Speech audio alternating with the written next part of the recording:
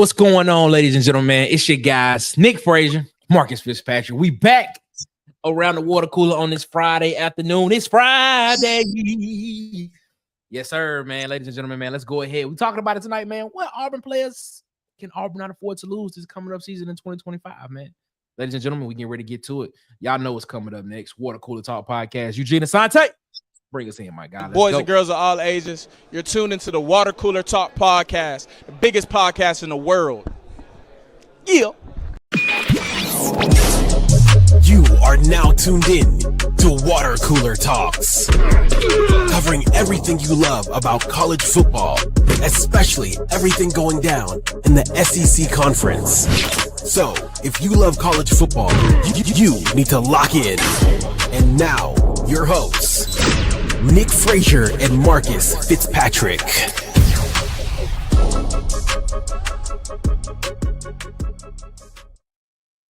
Boy, got some news. That just came in, man. We're going to get to it in a minute. But as always, ladies and gentlemen, man, we appreciate y'all so much for rocking with us here around the water cooler. As always, my name is Nick Frazier. And the other person you hear him or you see him, tell him who you are, boss man. Man, y'all see me and y'all hear me today. Hey, it's Marcus Fitzpatrick. Let's go. Let's get it. We can't see you because the mic is in your face. Hey, chill out. You see me, though, still. I'm here. All right. I guess. I guess. Ladies and gentlemen, man, thank y'all so much for tuning in on this Friday night around the water cooler with us. As always, man, before we get into it, make sure that you follow us on Facebook at the Water Cooler Talk Podcast on Facebook. Follow us on Instagram and TikTok at the Water Cooler Talk. Follow us on Twitter at CoolersPod23. Follow us on Twitter at CoolersPod23. Follow us on Twitter at CoolersPod23. And of course, subscribe, like, share, hit the notification bell button here on YouTube. So you know when we post more videos and go live, and when you see us put any content up on YouTube. One person away from hitting 600 subscribers on YouTube. One person. We are one more cube away from hitting 600 subscribers on YouTube. One more. Marcus, how you feeling tonight, my guy? I can't complain, man. I'm here. I'm off work. You see me? I'm here. How you? Man, I'm doing very well, my guy. I'm doing very well. I cannot complain at all. You know, I'm just, just keeping my head above the water cooler, man. You know, that's just how it is, man. Just keeping my head above the water cooler as always, man. You know, I can't be upset, man. I can't be upset. What is there for me to be upset about? What is there for me to be upset about? You know what I'm saying? Kaboom. Marcus, what you got to say to the people, man? Talk to the people a little bit, man, while I'm doing a little research right now. Man, how y'all, man? Shout out to comment section, Huggy, King, Richard, JT, man. How y'all doing tonight, man? How y'all doing, man? I don't know my boy over there researching, but he got a grin on his face, so he probably up to something. Probably up to something for the people. But, what should we talk about? What you want me to talk about, Nick? You just want me to just ramble? Man, just go with what you feeling, man. Just go with what you feeling right now. Man, I'm feeling good, man. I'm ready to see what we do in this March Madness, man. We beat Alabama State. And, you know, that's always a good feeling for me being from Tuskegee. Oh, JT said talk Bills. Let's just talk NFL period, JT. You see Jameis Winston sign with the Giants, did y'all just see that? Interesting. Yeah. I wonder what that means for Malik Neighbors. Hopefully he can have a good season this year with a new quarterback. Do you think they're gonna go get Shador now that they didn't win and got Jameis? More than likely. I believe they will. I think so. Who would you rather have, Shador or Cam? Is it that big of a difference between the two? Whoa. I'm just being real, like for real. If you look at them, is it that big of a difference between them? I see Cam. I feel Cam is more poised. Okay. And he puts more velocity on the football. All right, then. All right, man. Take a look at the comment section while we doing this, man. Huggy Beard, man. Coming and saying, man, I say even if it's a loss due to poor performance, we can't lose a quarterback. That's what he's saying. So is it Jackson Arnold? Is you talking about? We can't lose? Is what you're saying? The Huggy Beard, the legend of Sweet Sugar Bear Williams. He said, "What's going on? What's good, gentlemen? What's good, Huggy man? You know what we doing? We chilling as always, man." He said, "War Eagle, man. What's going on, King Richard? How you feeling, my guy?" What's up? He said, "Marcus in his journey, live and in person, chat." That's what I'm talking about, man. Marcus is back. He is around the water cooler, man, as always, man. What's happening, Nick? Not much, man. As always, keeping my head above the water cooler, as always, man. You know me, keeping my head above the water cooler. By the way, who you got, Mark? Who you got for March Madness? I actually have Auburn making it all the way. Really? Yeah, I do. Okay. Shout out to Marcus for looking like Trap House Kitchen on YouTube because of the mic. Hey, you know. Yeah, I'm low key kind. I'm low key kind of tired. I'm low key kind of tired of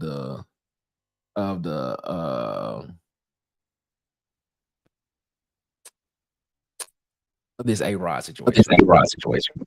What you mean tired of the A-Rod situation? Break it down. Every single offseason, there's A-Rod conversation about where he wants to go. I'm gonna be honest with you. I think the league has passed him by. I'm just gonna be real, man. I think it's passed him by, man. I think it's time for him to go ahead and take it to the house, bro. Take it to the house, my guy. And take it to the house. Go ahead and take it home, man. Take it to the house, man. You had a great career. You won a Super Bowl. Very talented quarterback. Time to go ahead and go to the house, man. Take it home, man. JT said Cam by a lot. That's what he said. He said Cam by a lot. Is what he said. Okay. By a lot? JT by a lot? That's a lot. A little bit by a lot. Like what? Why they ain't even close? The Huggy Beard said, "Man, say Nick, let me holler at your player. You gotta quit. You gotta quit saying you just barely making it. You way more fly than that. You heard me. Know that, partner. You saying that is blocking your blessings. I appreciate that. I appreciate that, Huggy. I really step in that thing, man. I really do appreciate that, man. I really do appreciate that. I'm gonna start saying that. But I am just keeping my head above the water cooler as always. You know what I'm saying? That's what I do. King Richard come in and said, man, if the O-line get gels like we think, any O-lineman, if the QB is as good as we hope, the general, and then 3 youth, that have to be starters from last year's on defense. I kind of like that. Man, me and King Richard kind of be thinking the same. He said he have Auburn in his Auburn's fan mind, but he got Florida. Yeah, I think the hype on Florida is just hype. That's what it is. I'm just gonna be honest with you. I agree with that. I'm not sitting here saying Florida's not a formidable opponent or a good team, but I will say this: if Auburn play Florida again, I think Auburn beats them. I'm just gonna say that. Just gonna be real. It is what it is. Man, the Steelers better not get Rodgers. Goofy dude. They need somebody to throw the ball to DK. All I would say is I stay up here in this area, Huggy, and Mike T is buying time. If he go with if he attaches himself to Aaron Rodgers, I would hate to see how they end up. It'd be interesting to see. Ladies and gentlemen, y'all know what time it is. It's time for JT's quote of the day. It's time for JT's quote of the day. Let's go.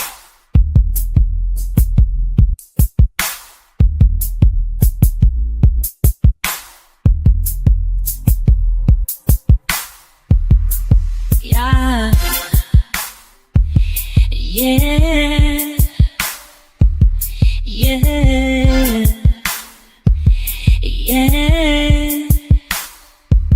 It's time for JT's quote of the day.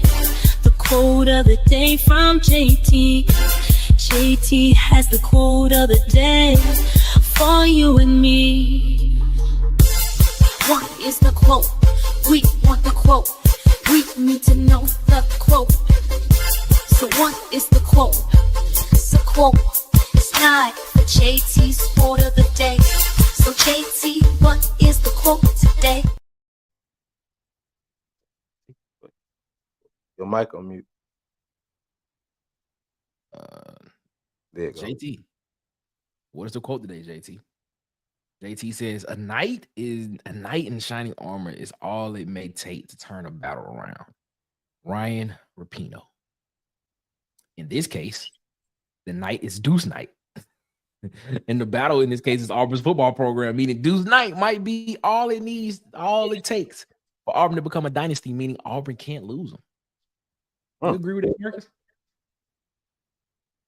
Yeah, I definitely long term. I feel like we have to keep him. But if we talking just strictly next season, I would think like me and you were talking about earlier. We had an episode about the big three, the interior, Connor Dillon Wade, and Jeremiah Wright. I think going forward, we can't afford to lose those pieces next year. I think it'll be very detrimental if we lose even one of those pieces next year because that'll change the whole O-line rotation, especially with those being our veteran pieces. So, I think that'll be very detrimental. Wait. I don't know. So you say it's detrimental if we lose Deuce One of night? those. I said long term, yes. Long term, I feel like it would hurt. But I said we look at just strictly next season. I would say one of those veteran O linemen. Okay, so which guy on the offensive line are you saying that would be the most detrimental we lost? Yeah, I would say if I had to pick just one, I'm tied between Dillon Wade and Connor Lou, but I'm gonna go strictly Connor Lou. If I had to attach myself to one, because like I always go back to Nick, you played the center position. I tried to play the center position, but I can't feel your shoes. That center position is hard, bro, and you got to control a lot at that position. And having a veteran at that position to tie that whole O line together, it means a lot. So I would say if I had to stick with one on that O line, it would be Connor Lou. Okay, all right. I mean, is there any other player besides Connor Lou at center? I think Jackson Arnold will be the obvious pick. And if I had to go defense, I would say DeMarcus Riddick. DeMarcus Riddick. I said DeMarcus. Yeah, Riddick. I would say Riddick on defense. I said DeMarcus Riddick. I don't know what I'm thinking about. DeMarcus Riddick. Okay. All right. Okay. All right. Okay. Excuse me. So I like those choices of Connor Lou. Connor Lou is one of the top guys on my list that I would say would be if he were to move on. I'm not even move on. If God forbid if something were to happen, trying to move maybe Dillon Wade over to center and then trying to probably move in a DeAndre Carter or a Braden Joyner at that point to see exactly how that works. Especially with Jackson Arnold coming in behind his offensive line for his first year in this style of offense in college. I would say that would probably be the biggest loss. I'm gonna say this. I'm gonna use this name here. I'm gonna go this name right here. I'm gonna say on the offensive side, I'm gonna say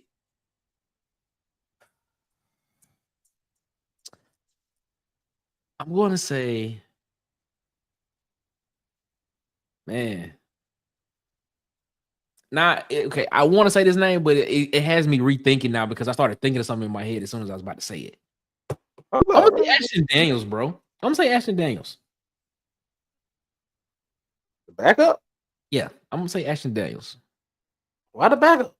I'm gonna say Ashton Daniels, bro. But the reason, right when I started saying it, I started thinking of something different in my head because I honestly feel as if, and the reason why I thought about this when I said this was because there was a stat at one point in time when I was reading some stats about college football, and shout out to Mike G. Mike G reiterated this stat as well too.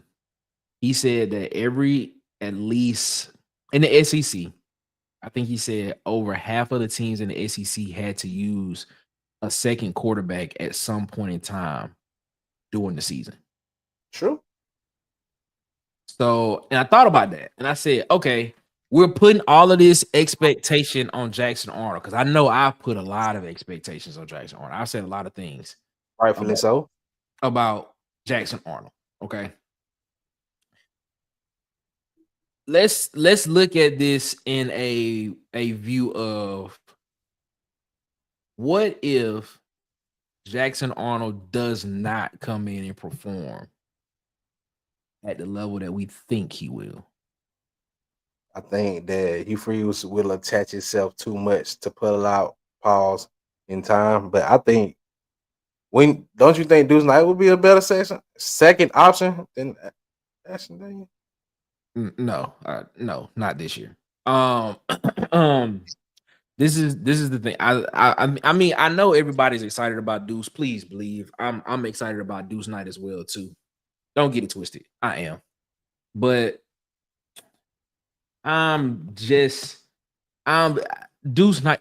If Deuce Knight still has a lot of development to go, he has a lot of development to go throwing the football. Has a lot of development to go working on his footwork in the pocket. His strength right now is getting out of the pocket and running. That is his strength.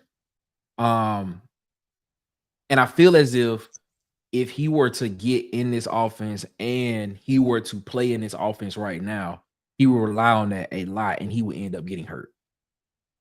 Okay. I can see that. Taking this year to actually give him a development this year, to actually help him with that development, help him, go from the first, second to third read, first, second check down, and what this offense is, and things of that nature. I feel as if that's going to help him a lot instead of just throwing him out there on the field and just just letting him do what he does. The upside for Deuce Knight is very, very is there. Don't get it twisted. I'm excited about it as well.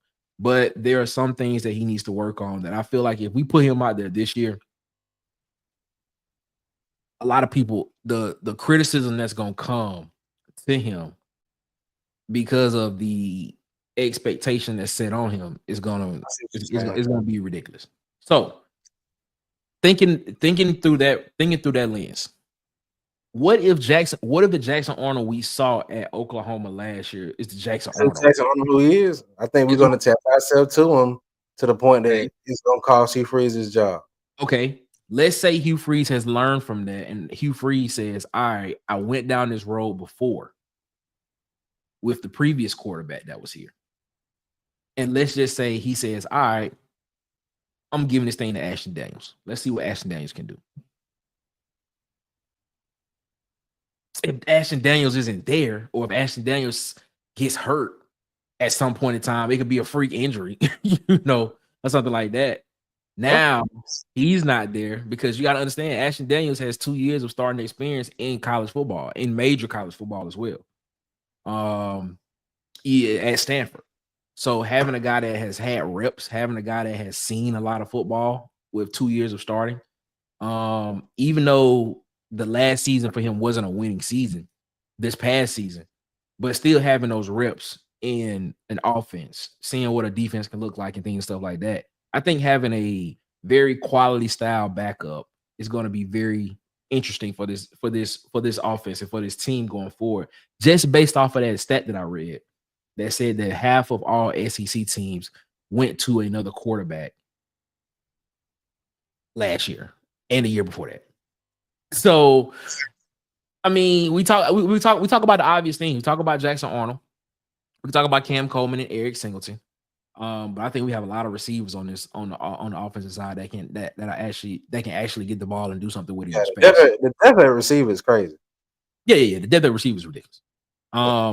The offensive line, I feel as if even if we were to lose a Connor Lew, or even if we were to lose a Jeremiah Wright or a Dylan Wade on the interior, I still feel that the noise that was coming out of camp last year around DeAndre Carter and what Braden Joyner put out on tape and showed to the coaching staff last year, when they were actually about to try to see if they were actually about to try to talk him into finding to enter in the transfer portal to find him another spot to go to. I still feel as if if you were to slide Dylan Wade to center, because Dylan Wade is just that versatile on the offensive line, he can play center guard or tackle. If you were to slide him in and then bring in a Braden Jordan or bring in a DeAndre Carter and help, DeAndre Carter get some reps because he's going to be the future. He's going to be on the starting offensive line next year. If you have that, I still feel as if the offensive line will be okay enough to be able to give Ashton Daniels or Jackson Arnold enough time to process in the pocket. That's just what I think. What you think about that? I think that's a tough blow. I agree with you with the Dylan Wade comment that he's versatile. He's probably one of the most versatile pieces on our offensive line. But man, I think losing Connor Lou for that unit, just knowing chemistry alone, how an O-line chemistry build up going as the year progresses, that'll be a strong loss. I feel like even though, like you said, Carter is a great talent, I think he struggles with blitz pickup. We've seen that. And who does? The young boy Carter. No, he don't. DeAndre Carter pretty good at that. Man, all right, we can watch some film. But he's pretty good at that. But no, I'm just saying. I disagree with that one. I disagree with that one. I disagree with the blitz pickup part. I think he does that pretty good. But go ahead though. All right, but agree to disagree. But I think like you said, he's going to get his lumps. But I don't think we can afford those lumps right now. I think with that veteran unit, we're primed to win. We as a fan base, we're waiting to win. And I feel like with those shifts in the O-line, we might have to take more lumps than we want to take in this next. Yeah, but that's as a fan base, though. That's what the fan base wants. That's not like you got to understand as a fan base and as people that are outside looking in, we don't know exactly what the actual intent is. Yeah, that's true. From inside. Now, from a fan base perspective, yes, we trying to win now because the past couple of seasons have been, not where we not where we wanted to be per se. But excuse me. But on the interior of the team, I mean, maybe the people that are in charge of the program and people that are looking at the program and saying, hey, we right where we need to be at. You know what I'm saying? This is where we need to be. The progression, even though we regressed last year, if you look at it on the field, it looked better to a degree. Some people would say. And they'd be like, all right, if this bounced this way or if this happened this way, that 5 wins turns into 8 wins. And so people are like, all right, I mean, I can see where we at. So if this changes, then guess what? I mean, we right on track where we need to be. So maybe it's not. I mean, winning is important, but maybe it's not where we as the fan base are expecting it to be. Now, of course, we all want to win. I feel like Auburn should win 10 games this year, just based off the talent that's on the roster. I feel like 10 games is attainable. But maybe on the inside, they're saying, all right, maybe if we get to 8, maybe that's good. I'm just trying to what I'm trying to do now is try to I can see your point on that. I can see your point. My expectations based on what the expectations are on the inside of the program is where I'm at. I can see your point on that. But I don't think the expectations should be below 8. I can understand we going 8, but it shouldn't be below 8. That's unacceptable. That would be unacceptable for any mentality of any team. Got you. I mean, no, I not disagree. I agree with you there. 6 wins is bowl eligible, but that's just making bowl eligibility. You want to be able to play for something nice and potentially, especially if you want to play for the national. I mean, not national, but get into the college football playoffs, and you want to try to get to the national championship game. So that's your goal. But when you look at teams are just trying to figure out what are the stepping stones. We're talking about we're talking about basically a big turnaround here from year 1, year 2, which I'm gonna still stand on this hill and say this team should win 10 games. I'm gonna still stand on that hill and say that. But it has roster to. So with the roster, I say it has the roster. With the roster and the set up, I agree 100% with you, Nick. Yeah, the talent, everything that's on this roster says that. But still, to the point, I mean, we sit here and we say, all right, even if they were to lose this guy right here or this guy right here, there's a guy that can come in and at least help us get to the next level of where we're trying to get to, the stepping stones we're trying to get to in this program. It's just I don't know what that is. I don't know what the option. I know. I'm not gonna sit here and say everybody. I'm not gonna sit here and say they want to get on there and they just want to be good. They just want to be average. I'm not sitting here saying that those guys get out there on the field and all they want to do is just try to be okay every week. I'm pretty sure they're trying to get out there on the field and win every weekend. Like I said, college playoffs, but teams have milestones. Say it again now. I said, like you said earlier, the goal is the college playoffs, but teams that do have milestones, yes, to grade their season off of. Yeah, and I can see 8 wins being a milestone for Auburn, especially coming from us being a team that's been desperate for an 8-win season. Yeah, I feel you. I feel you on that. Like the milestone, like that could be a milestone. 7 could be the milestone. 7 could be the milestone. 8 could be the milestone. 6 could be the milestone. 6 could just be like, hey, we just getting bowl eligible. I'm sorry, if it's anything under 8. That's the fan expectation in you. That's the fan expectation. No, Nick. That's clean. Look, Nick, that's with roster schedule and everything. He can at least get us 8 wins. That's fan expectation. See that? That's what I'm saying. That's the fan in you. That's the fan saying he can at least get us. Man. Inside the program, listen to what I'm saying. I'm not disagreeing with you at all. I'm not disagreeing with you. I'm not arguing that fact, Nick, but I'm just saying, period. The minimum should be 8. But that may not be what they want in the program. The minimum. That's not what we want. The minimum for them in the program could be really tripping. The minimum for them in the program could be, let's just get bowl eligible. Let's work on getting bowl eligible this year, which is 6 wins. That might be the minimum. That might be the minimum. And the minimum could also be, let's try to make it to the college football playoff. We don't know. Now, as a fan base, we're sitting here saying, I'm sitting here saying, as a guy, as a dude that watches the game, I have looked over this roster. I have looked at the schedule. I have looked at what this team potentially could do with the weapons that they have brought in. I'm sitting here saying, as a fan, 10 wins is doable. And you also said that the boosters are waiting on a return on their investment. Of course. And it's time for that investment to kick in. And low 8 wins is not kicking in, Nick. I said by year 3. I've also said by year 3. This is year 3.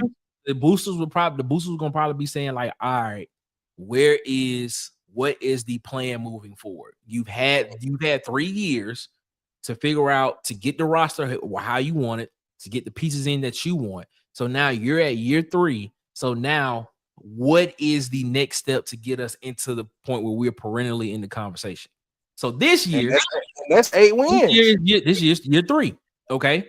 So basically, what you're saying is, after year 3, now they want to see. Now they're like, all right, you've had 3 seasons. So now, guess what? It's time for you to start. It's time for us to start seeing the fruits of what needs to be done.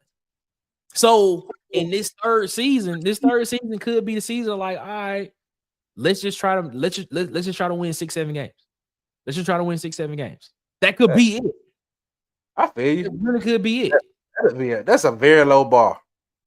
But what I'm saying as a fan is that, listen, after looking at this roster, looking at the schedule, looking at each position group and how it can rank up against other teams and who we're going to play, and looking at the other teams and how they've kind of, I'm not going to say slid down some or things of that nature, but how it's kind of gotten to the point now to where it's not the gap between Auburn and other teams are not as wide anymore. I'm just looking at it and I'm just saying 10 wins is doable for Auburn this year. It is. True. But the thing is, but I'm going to say it again. I don't know what the expectation is for Auburn in the building. Could it be? We will know that Hugh Freeze has a job after next year with. I'm gonna be honest with you. I don't think Hugh Freeze is going anywhere. I don't think Hugh Freeze is going anywhere after the season. I honestly agree with that, but I think the seat will be very hot going into the following season. If what? I would say this. If he does, I agree with you to the point that I think he's going into next season. But I think a catastrophic loss in the following season will cause him not to finish the season. Okay, so the seat is gonna be hot going into next year, based on what though? So are we okay? So let's just expect. I mean, just that's thinking that he's below 7-8 wins this coming season. Okay, all right. I'm gonna play on another 6-win season. So all right, just say this year comes with being a 6-win season. Correct. We just assuming it's a 6-win season. Okay, so this year is a 6-win season, and then they win a 7th game in a bowl game. Is what you're saying? Or you just saying they just win 6 total games this year? 6 total games. That's what I was 6 and 7. So basically, he's trying to save his job, but yeah, 6 total games. I believe the following season it will be too hot to the point that he won't finish the season with a catastrophe. If we lose to Baylor that following season, that first game, he won't finish the season. Okay. All right. I hear you. I hear what you're saying. I agree with you 100%. I think he finished the season no matter what the results are this year. Oh yeah, of course. Yeah, I don't think he freezes going anywhere this year. Yeah, I don't think he's going nowhere this year. I think he's starting next year. I don't think he's going nowhere this year. At the end of this year. What this season would tell me, this is how I would judge this season. This season would judge how well recruiting is for 2027. Excuse me. 2027. 2026, 2027. This season will tell me how good that will be. This season will tell me if he has a scheme or not. This is what this season is gonna tell me. But going back to that, what players can he not lose in order for this scheme to work? I think Deuce Knight in the long haul. Like I said, if we going long haul, Deuce Knight, we can't lose Deuce Knight. This year, that's what I said. This year, I feel like we gotta keep them O-line pieces together. Okay. Because like you said, I feel like even if, like you said earlier, even if we lose Jackson Arnold, I believe strongly in what you were saying about Ashton Daniels can step in and still make a good impact in the upcoming season. I'm just speaking strictly upcoming season. Okay, so when you talk about the pieces on the O line this year for the long, okay, I'm trying to comprehend it. So you're saying losing Deuce Knight would be detrimental for the long haul. Yeah, if he transfers out, because like you said, we're under the assumption that he's going to get red shirt. True, but how does this year's offensive line affect that? No, I'm saying right now. Okay. I was about to say. Okay, you said, well, we can't afford to lose right now. I'm talking about right now. We can't afford to lose our O line in this up and coming season. Well, in that case, then wouldn't it be better to have Braden Joyner, DeAndre Carter, Tyler Johnson, and Broderick Schultz? Wouldn't it be better to have these Favor Edward? Wouldn't it be better to have these guys playing this year? Because let's look at this offensive line now. Connor Lew potentially could leave after this season and go to the NFL draft. Dylan Wade and Jeremiah Wright are both gone. Mason Murphy and Xavier Miller. Guess what? Like you said, I'm with them getting snaps. At the end of the year. Snaps. They got to get. We're gonna be breaking in a whole new offensive line anyway. I'd rather break them in next year. I want the veteran experience right now, but I'm not against them getting snaps. Like you said, getting the experience with that veteran leadership on the field. But no, I'm not doing the whole overhaul just yet.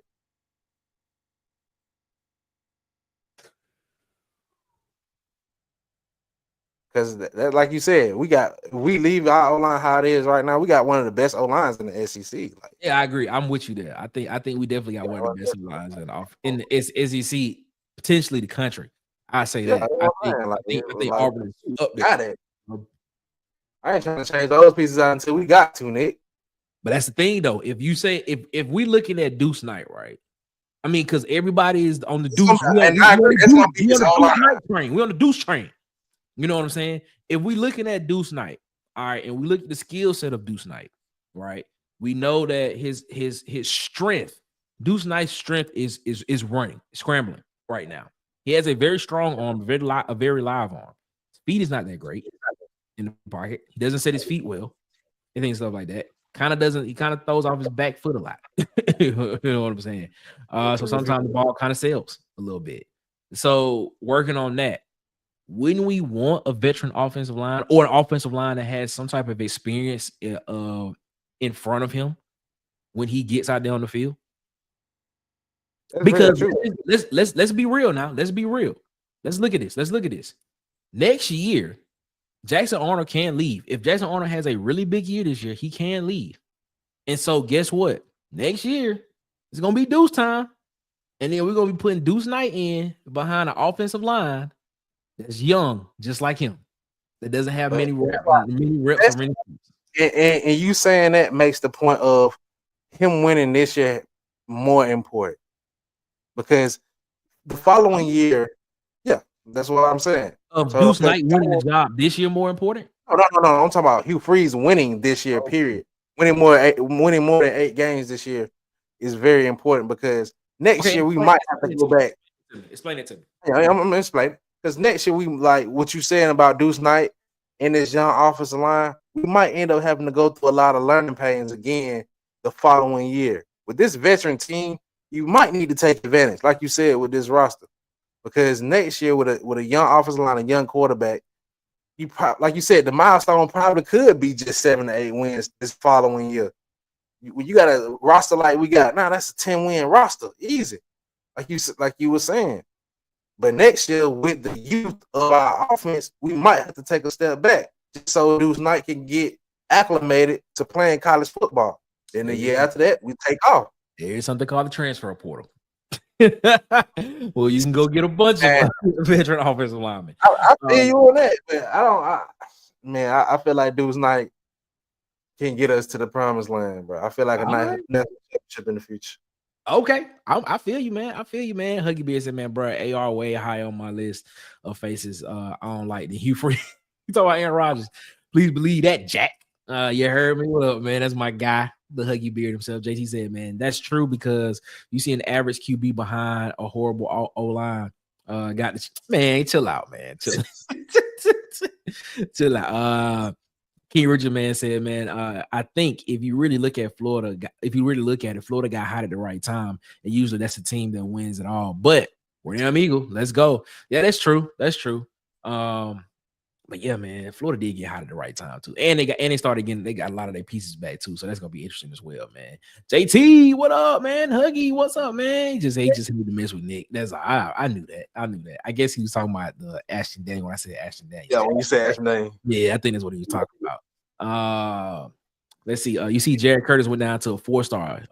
Told you, yes, not all that. He did. I did not know. I didn't see that. I need to look that one up, man. Shout out. Thank you for letting me know that, JT. Go look that one up, man. JT, I can hate on Mahomes just off his wife on anything they put up with his shenanigans. I can't trust him because of principles. You heard me, man. I hear you on that, man. Agreed. JT agreed with you there. Shout out to our guy, Robert Smith, man. Robert Smith said, man, I'm not sold on any offensive players in the backfield yet who's proven. This is why I was saying, Robert. I'm in the backfield. I'm sold on Darrell Robinson. The only reason why people aren't sold on Darrell Robinson is because they're gonna say he played at UConn. That's the only reason why they're gonna say it. But any running back that rushed for almost 800 yards in their freshman year and 8+ touchdowns, yeah, I'm sold on Darrell Robinson. Give him the paperwork. What's up, Robert? What's up, Robert, man? What's going on, my guy? JT said, man, come on, here we go. JT said, man, I think if I surround myself with dudes like that, Pimp C would be disappointed in the player. You heard me. I feel you, man. 7-8 wins max with Texas A&M, Georgia, Bama, Baylor, and an upset somewhere. Okay. So Robert kind of feeling where I'm at. He's saying that 7-8 wins, 7 wins, 8 wins is probably the milestone. I honestly think this roster could win 10, but maybe the milestone in the building is 7 to 8 wins. Okay. Look at the game. Look at the game he named though, Nick. He named both of the he named both of the rivalry games. Georgia and Bambi. I saw that. I saw that. That's the only way. That's the only way you can smooth it over. The only way. Yeah. Tight Sports is in the chat. What's going on? Tight? 6 wins. Tight? And then Tight will come in and say, man, 6 wins, get that man an extension for a decade. Man, Tight, that ain't gonna happen. See, Tight. Yo, jokes. It just show me that I'm right. Ladies and gentlemen, if y'all want to go and check out one of the funniest guys on YouTube, giving you a very good take on college football, and if you just want to hear some very, very good jokes, go subscribe over to Tight Sports and Alabama Football Megacast. One of our guys, man. That's our guy. Shout out to Tight, man. Righteously, bro, hey, you can't afford to lose anybody. This is kind of where I'm at, Huggy. This is kind of where I'm at. Because when you look at this team across the board, depth is an issue. Depth is an issue at linebacker. Depth is an issue potentially on. I'm not gonna say depth. Let me change it. Let me change it around. Experience is the issue more than I wouldn't say depth. I wouldn't say depth. I'd probably say experience is the issue. When you look across this roster, this is a very young team. It's not a lot of guys on this team that are veteran type guys. This is not like the 2010 defense, Auburn's defense, when you had like a senior at every position playing. This is not that. This is literally like you got a freshman, sophomore, maybe a junior somewhere playing. So I think experience is the biggest factor for this team going in 2025. So I agree with you right here, Huggy, man. We can't afford to lose anybody because even with the experience issue, I still feel like these reps that these guys are going to get are going to be very, very helpful and very, very important a year or two down the road is how I see it. So it's going to be interesting to see. King Richard came in and said, man, you say he would not be fired this year. Start 2-5 and see what happens. That means we only beat Ball State and South Alabama. That means that's what this is. But then, okay, that's true. But then you look at that back half of the schedule. You have Vanderbilt, Mercer, Alabama, Kentucky, Missouri. So what if Auburn just goes 6-0 in that back half of the schedule? So what we saying then? Way to finish the season. Exactly. So if he goes undefeated the back half of the season, that's 7 games. So the first 7 games, if I'm not mistaken, the first 7 games, if I'm not mistaken, are Baylor, Ball State, South Alabama, Oklahoma, Texas A&M, Georgia, and then I think Missouri. So basically, you saying Ball State and, like you said, we just saying Ball State and South Alabama are the wins. Okay. But then you have Kentucky, Vanderbilt, Mercer, Alabama, and who's the other team that I'm missing? There's another team I'm missing. What if he wins out the rest of those games? So what you saying, a 6-5 season, 7-5 season with a chance to go to a bowl game? I feel where you coming from. I think I feel where you coming from there, but ooh, I think that turnaround right there saved his job though. It would. It would have to go undefeated. Yeah, the only way I see Hugh Freeze losing his job this year is if Auburn wins 5 games again, or they go below that. That's the only way I see Hugh Freeze losing. Like they actually make a change. They go below 5 wins. He shouldn't get it. He gotta go. Yeah, he more than likely will go. He more than likely will go. But I to resign. But who's to say they still won't give him another year just because of the fact that this is part of the plan?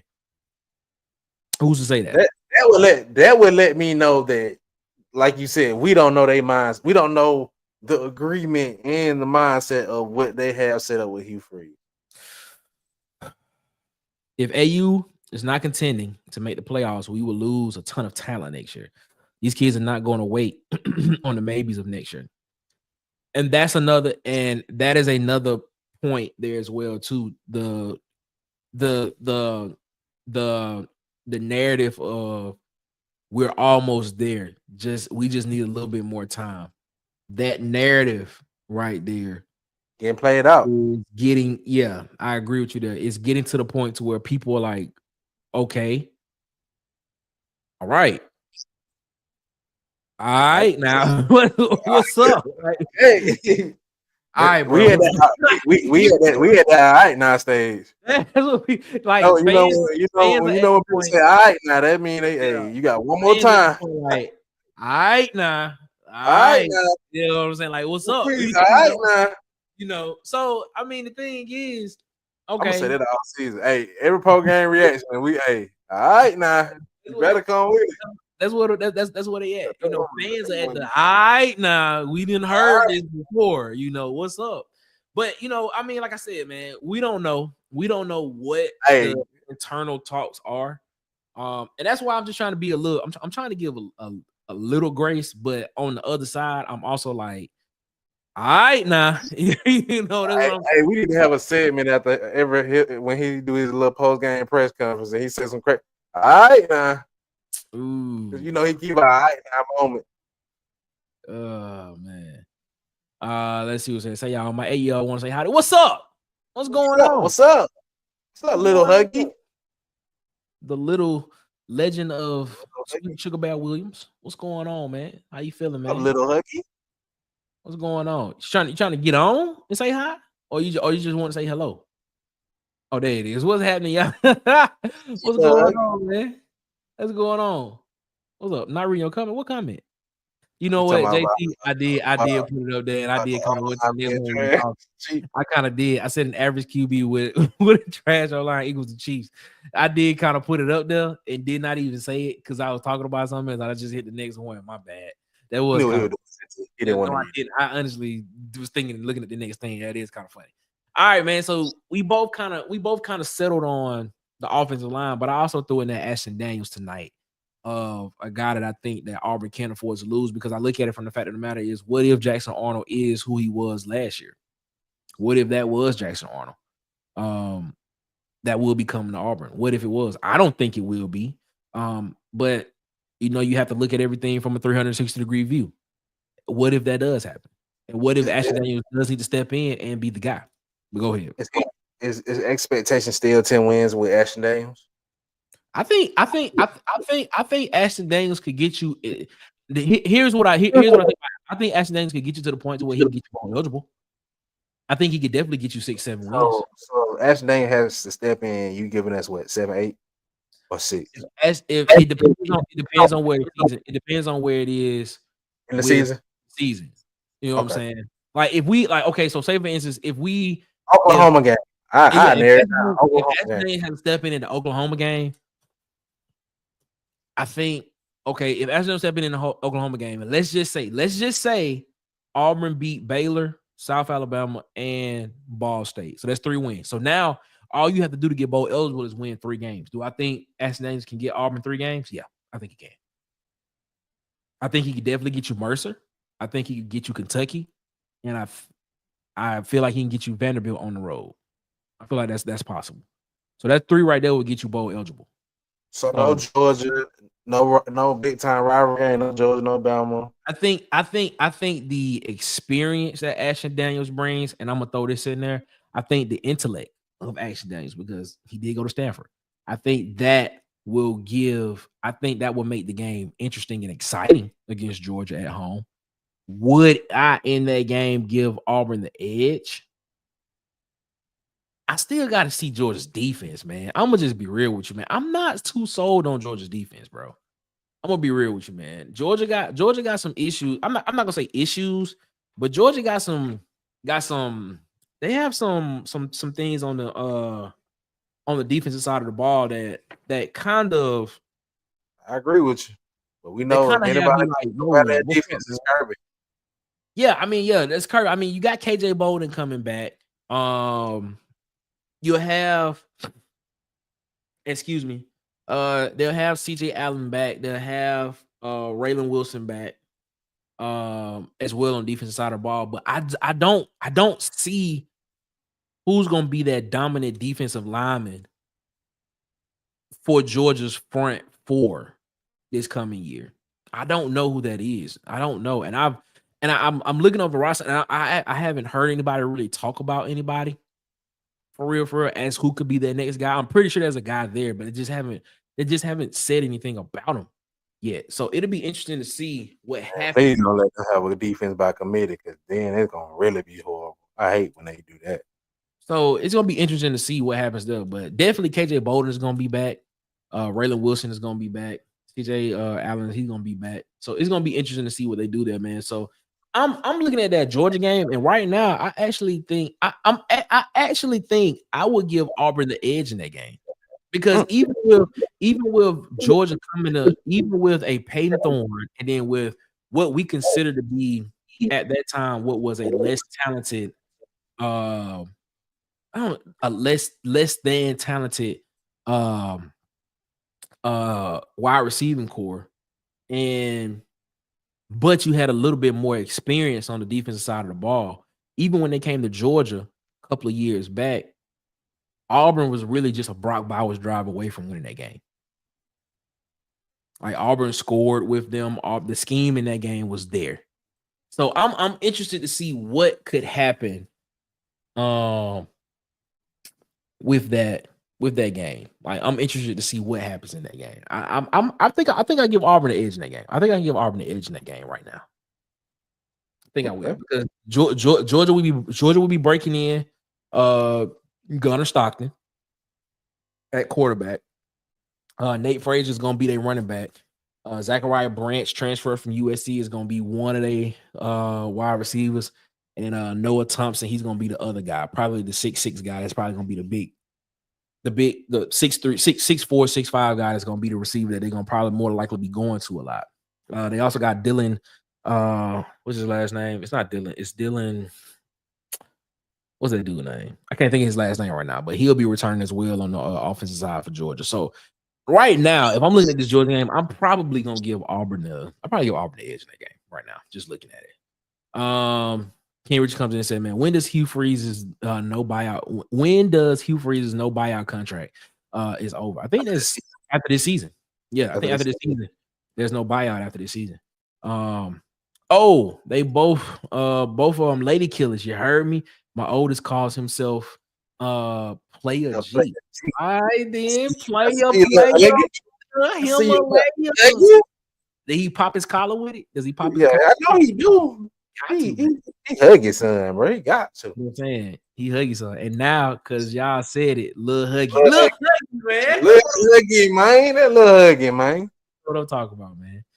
King Richard said, man, I believe all the teams that have been dominant in the past decade have a lot of issues. Very true.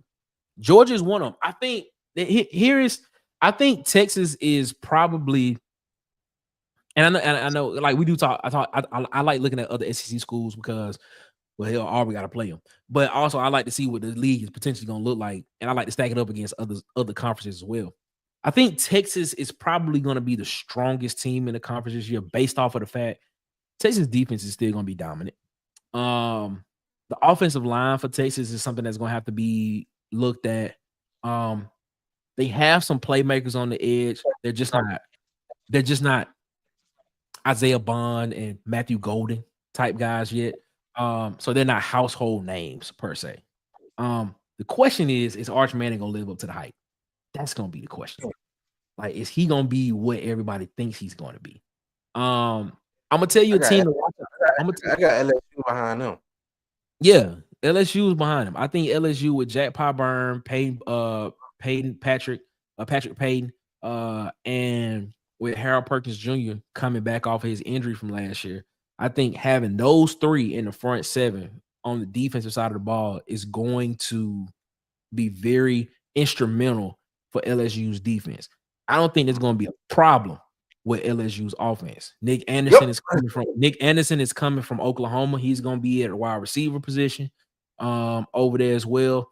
I think Garrett Nussmeier is going to throw for another 4,000 yards this year. Don't be surprised if Garrett Nussmeier is in the Heisman Trophy, is a Heisman Trophy finalist this year, especially if LSU ends up winning 10 plus games.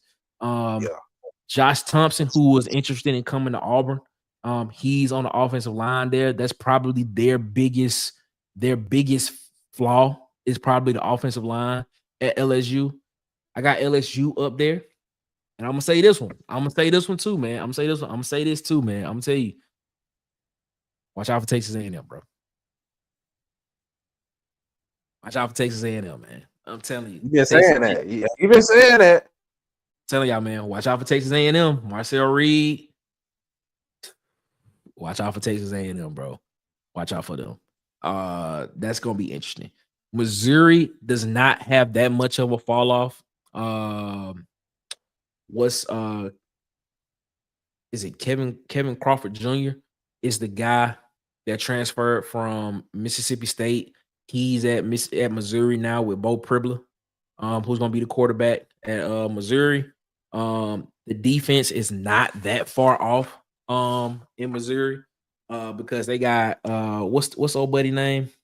Damon Wilson the second, and Zion Young. Kevin Coleman Jr. is the wide receiver's name that transferred from Mississippi State to Missouri, because I'm looking at it right now. I had to go back and find it.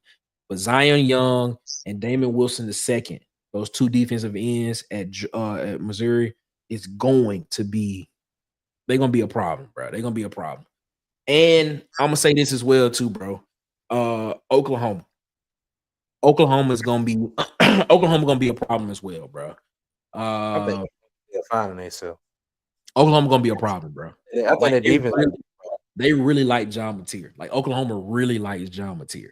So it's gonna be a problem. And then you got Brent Venables, who's gonna potentially be calling plays again this season.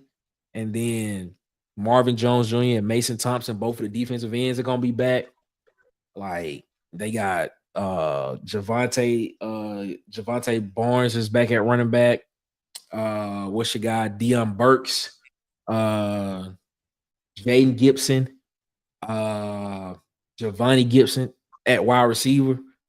Telling you, watch out for Oklahoma. Oklahoma may surprise the people as well too. There are a lot of teams in this conference. To King Richard's point right here, when he said, "I believe all the teams that have been dominating in the past decade have lots of issues this year." Yes, the gap right now is so much more closed in the SEC that a lot of teams that we normally don't really talk about for real, or that are that's kind of always on the cusp of being in the upper echelon of the SEC, this year has a legit chance of being in the SEC championship game. So it's gonna be interesting to see, bro. But yeah, this is gonna be a great season, man, and we're gonna keep talking about college football until it gets here. So keep sticking with us here, man. And as a matter of fact, ladies and gentlemen, guess what? Let me get through these comments first, and then we'll do that. Y'all know he be popping that collar. He all about UGK, Paul Wall, and them country rap tunes. He trill as a mug. He trill. Hey, you gotta go take him and get some of them trail burgers, man. The trail burgers will be off the chain. I can just imagine my boy Lil Huggy chilling at the house right now with a white beat on, slick. That's what I'm saying. Chilling on the phone with you got a do-rag on too? With Lil Ooey, like, what happening, babe? Let me chill out. Do-rag on? Get me started, Huggy. Want to be crazy if Texas versus Auburn in the SEC championship game? Man, that'd be crazy. That would be wild. It would be a revenge game from '83. Yes, that would be wild. If it's Texas and Auburn in the SEC championship game, but that'd be wild. That would be wild, bro. That would be a good game. That would be a really good game. Or maybe if it was Auburn versus Alabama in the SEC championship game, back to back. Just saying. That'll be a wild one too. You get it 2 weeks in a row. 2 weeks in a row. 2 weeks in a row. South Carolina. Yeah, nah. South Carolina got a winning record against us in modern day. I don't like that one. I'm just saying. I think it's gonna be Auburn versus South Carolina this shit. He said, "Nah, he's more smooth. He's a smooth, smart guy. He's 100% more intellectual than Trill." That's what I'm talking about. That's what's up, Huggy. That's what's up. Yeah, man. Speaking of which, Auburn's pro day is actually Monday. So a lot of Auburn guys that are going to be getting into the draft will be doing their pro day Monday at Auburn on the 24th. So that'll be interesting. We'll be looking out for those reports there as well. But yeah, we about to get up out of here, ladies and gentlemen, man. We appreciate y'all so much for continuing to rock with us around the water cooler. As always, thank y'all again. We'll be back on Monday, 8 p.m. Eastern, 7 p.m. Central, around the water cooler. As always, before we get up out of here, make sure you follow us on Facebook at the Water Cooler Talk Podcast. Follow us on Instagram and TikTok at the Water Cooler Talk. Follow us on Twitter at CoolersPod23. Follow us on Twitter at CoolersPod23. Follow us on Twitter at CoolersPod23. And of course, subscribe, like, share, and hit the notification bell button here on YouTube, so you know when we post more videos and when we go live, when we post content, man. We appreciate y'all so much, man. I think we are 1 cube away from hitting 600 subscribers here on YouTube. 1 cube away, man. Great show, man. We appreciate y'all so much, man. You all make the show great. We thank y'all so much for continuing to rock with us around the water cooler, man. Marcus, what you got to say to the people before we get up out of here, boss?